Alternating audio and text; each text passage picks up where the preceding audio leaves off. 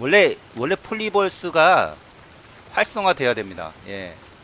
뭐냐면 유튜버라는 공간은 편중성이 있습니다. 듣고 싶은 얘기만 듣고 골라보는 재미가 있기 때문에 이게는 평양성이 있어요. 뭐냐면 좌파 우파가 완전 확실히 됩니다. 예, 믿는 것만 믿는 그런 습성이 있기 때문에 뭐랄까 외길로 갈 수밖에 없어요. 그렇지만 여기 그 폴리벌스는 그렇지 않다 제가 말씀을 드리고요. 예, 보시면 우리나라 부처별, 영역별 지표예요. 네,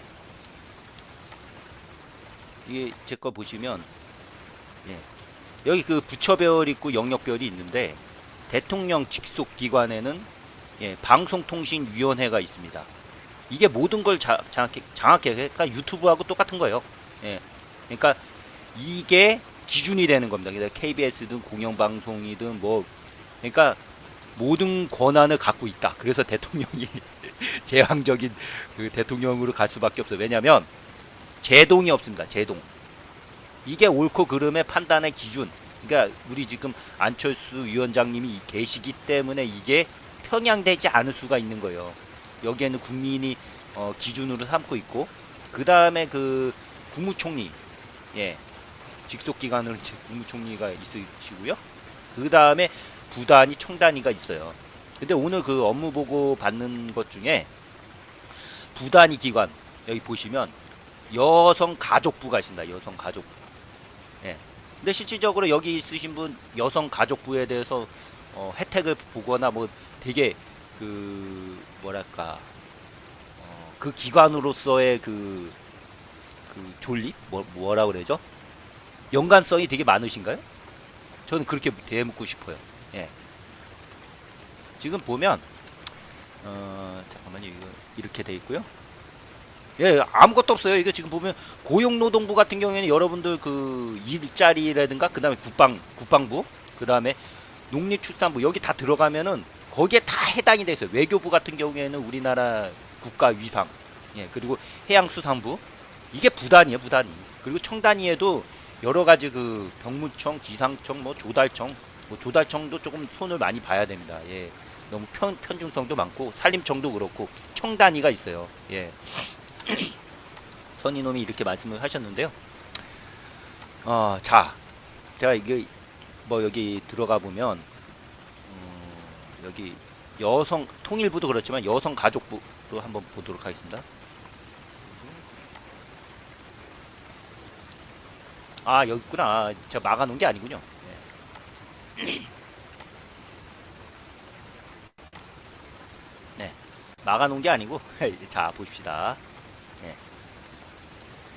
이게 그 여가부에서 하는 얘기입니다. 하는 일이에요.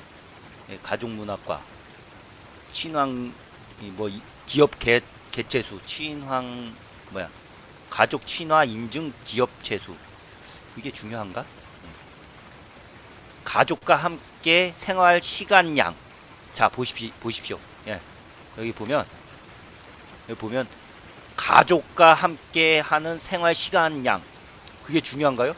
얼마나 그 가족과 생활을 뭐 시간량이 중요한 게 아니라 가족과 함께 생활하는 퀄리티가 중요한 거 아니겠습니까? 근데 이 시간량을 조사를 하고 있어요. 예, 형태를 보면. 그리고 또 가족의 형태별 분포. 예, 가족의 형태별 분포. 아, 우리 핵가족이잖아요. 예. 자, 이걸 보면 이게 뭐 가족의 형태별 분포. 다 일상적인 거예요. 보세요. 1970년도에서 2015년 아직 뭐 이거 진짜 야 이거 뭐 2022년인데 데이터가 없어요. 이게 얼마나 활성화되고 잘 돌아가는지는 이 데이터를 보면 알아요. 자 보십시오. 데이터가 2015년에 멈췄어. 그리고 여기 보면 예, 하여튼 이게 뭐 잘 돌아가는지는 모르겠는데 여기 보면은 최신 야, 17년. 2017년 1월 20일.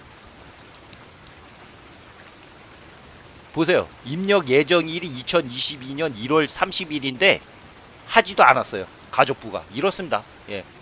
가족부가. 이러고 돈 받아 먹는 거예요, 예. 클릭을 하고. 예, 수동으로. 여기 보면은 여성 가족부가 한 게 최근 갱신일이 2017년 1월 20일이에요. 예. 놀았다는 얘기예요. 그리고 입력 예정일이 2022년 1월 31일인데 보십시오. 데이터가 2015년까지 데이터가 이래요. 예. 이러니 그 여가부 폐지한다는 소리가 나오는 얘기입니다. 이게. 예? 가구 인원수. 자, 본론으로 다시 돌아가서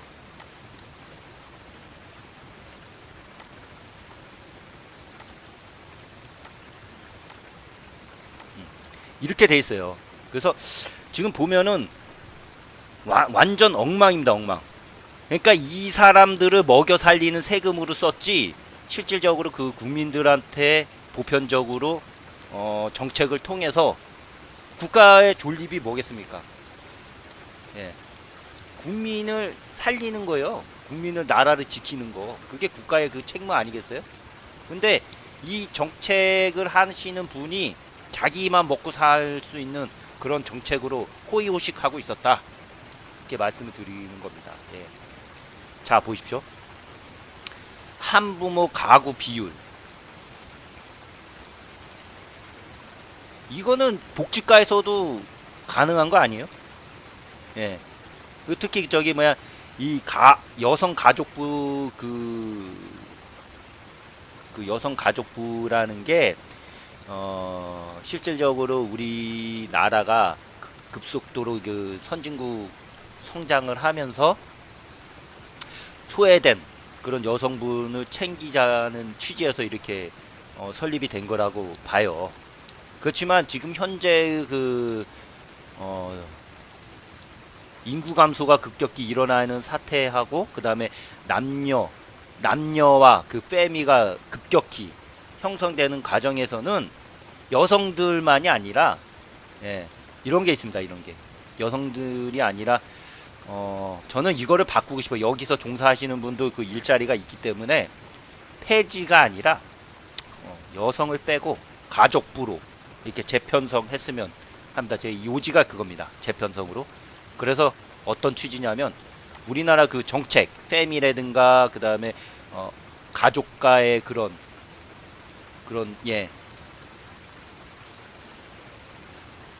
그래서 가족이라는 거는 여성만 있어서도 남성만 있어서도 아니에요. 여성과 남성의 조화, 그게 가족이거든요. 가족. 저도 이제 결혼을 하고 아이를 키워보니까 가족에서 남자의 역할이 있고 여자의 역할이 있어요. 그거를 같이 도와주면서 도와주는 게 아니라 같이 나와 너가 아니라 같은 공간으로서 가족을 형성하는 거 아니겠어요? 예, 맞습니다. 유대 관계 회복입니다. 예. 그래서 이거를 여성을 빼야 돼. 여성을 빼고 가족부로서 재탄생해서 그 저출생을 이 재원을 저출생을 혁신으로 이렇게 만들 수 있는 그런 걸로 정책을 변환한다고 할까요? 그 취지인 것 같아요. 저는 뭐냐면 사람을 바꿀 수가 없어요. 사람 자체를 갖다 바꾸는 것도 어느 정도 한계가 있습니다. 그렇지만 여기서의 변화는 그 돈이잖아요. 보세요. 자유민주주의는 뭐냐면 돈을 투자를 해서 10배, 1000배의 수익률을 얻는 게 자본주의예요. 그렇지 않나요? 투자가 없으면 결과도 없어요. 그냥 한정된 금액에서 그 금액을 이용을 하는 건 어느 정도 한계가 있다는 얘기예요. 예. 그래서 제가 그 여가부를 갖다 얘기하는 건 여성 빼요. 여성 빼고 쓰잘데기 없는 거기에 정책을 하지 말고 실질적으로 패미 있잖아요. 우리 남성과 여성 그 2030의 그 패미를 없애고 그 취지고 그분들을 완전 윤택하게 살 수 있는 그런 그 인프라를 구축을 한다면 새로운 그 발상의 전환이 되지 않을까 생각을 해요.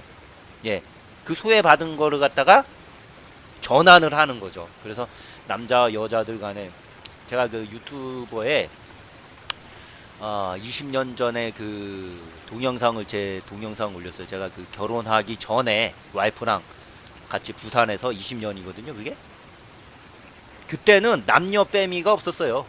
좋은 게 그냥 좋은 거예요. 예.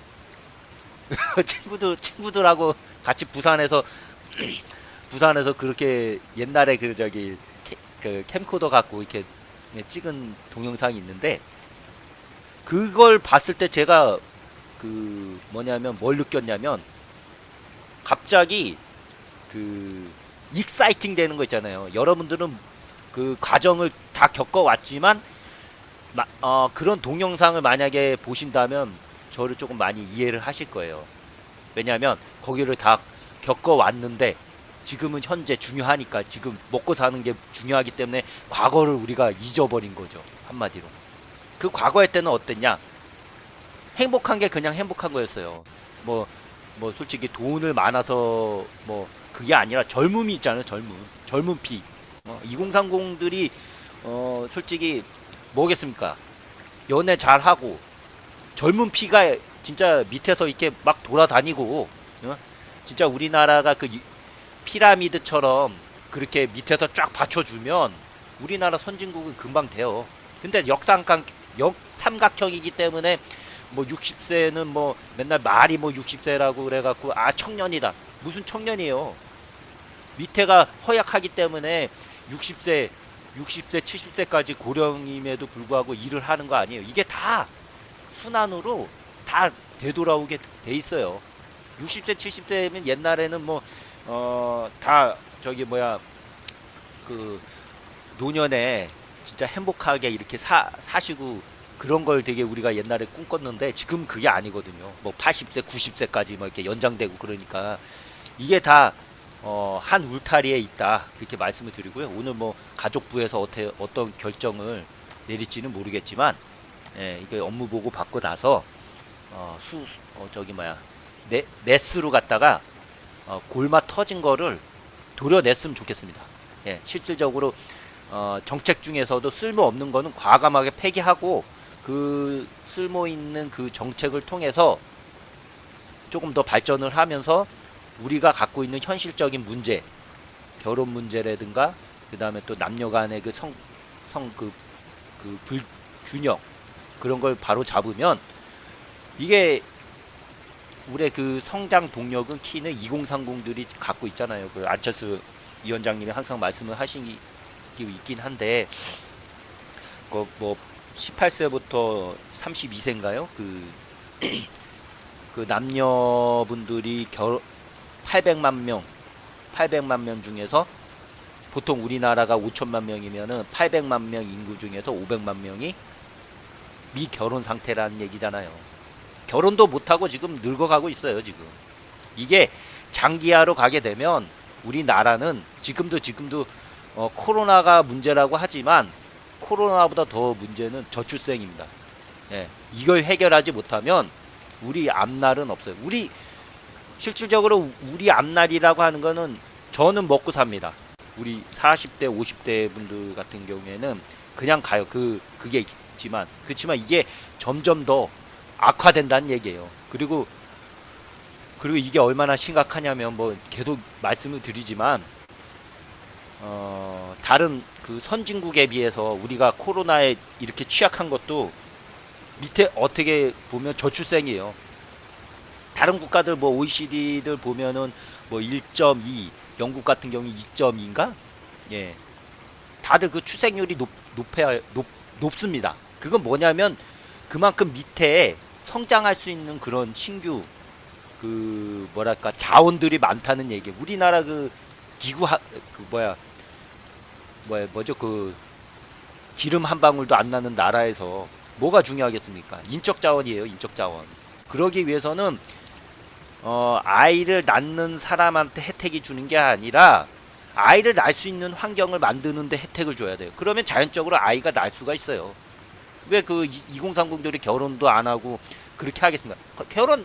결혼하는 거 문제가 안 돼. 결혼하고 나 그런 환경이 안 되니까 결혼을 못 하는 거고 아이를 못 낳을 수 안 낳는 게 뭐겠습니까? 아이 낳으면 불행해지기 때문에 아이를 안 낳는 거예요. 사람들이 보면은 아이를 낳으면은 뭐 얼마 줄게. 그게 중요한 게 아니에요.